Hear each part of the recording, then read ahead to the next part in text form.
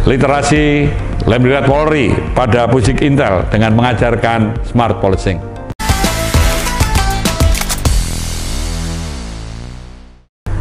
Literasi Lembaga Polri pada Pusdik Intel dengan mengajarkan smart policing. Pada konteks ini kita semua sadar bahwa intelijen ini merupakan suatu kecerdasan. Kita bisa mengambil apa kata Albert Einstein, the true sense of intelligence is not knowledge, but imagination. Pada konteks ini, pada pembelajaran intelijen adalah bagaimana untuk mengumpulkan data atau informasi, bagaimana membangun jejaring, bagaimana menganalisa, menghasilkan produk yang bisa untuk mengantisipasi, memberi solusi, dan juga membuat prediksi-prediksi. Pada konteks di era disrupsi, era VUCA, era volatility, unpredictable, complexity, dan ambiguity, ini cepat, juga bisa mengganggu produktivitas masyarakat. Intelijen ini bisa dikembangkan pada konteks smart policing yang diajarkan bagaimana dia tahu bahwa ada berbagai masalah yang kontraproduktif. Masalah intelijen media misalnya, masalah intelijen seni, budaya, dan pariwisata, intelijen yang berkaitan dengan era digital. Ada dikatakan bahwa situasi menjadi no elektrik, no internet, apa yang harus dilakukan? Karena ini bisa saja terjadi karena ini mengganggu atau menghambat produktivitas. Pada konteks intelijen ini tentu smart policing menjadi landasannya. Bagaimana untuk bisa mengharmonikan antara model konvensional, model elektronik, dan model forensik, sehingga smart policing ini bisa sejalan dengan bagaimana diimplementasikan pada konteks mendukung fungsi-fungsi lainnya.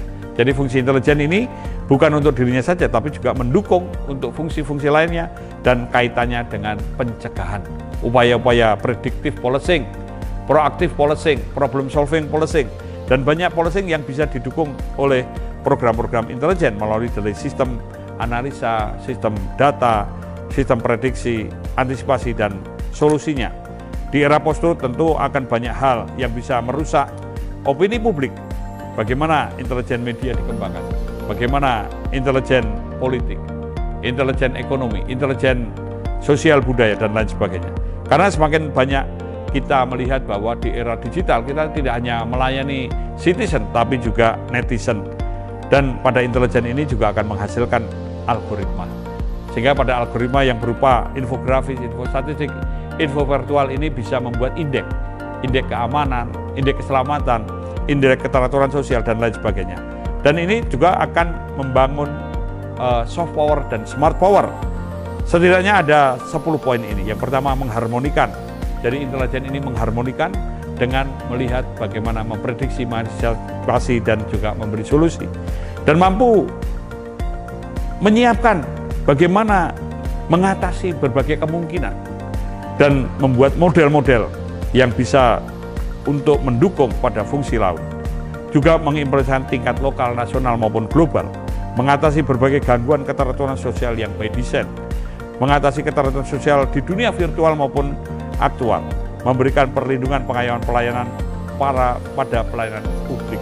Karena pada sistem intelijen ini bisa dikembangkan pada private security, industrial security, ecological security, public security, dan juga untuk cyber security dan forensic security.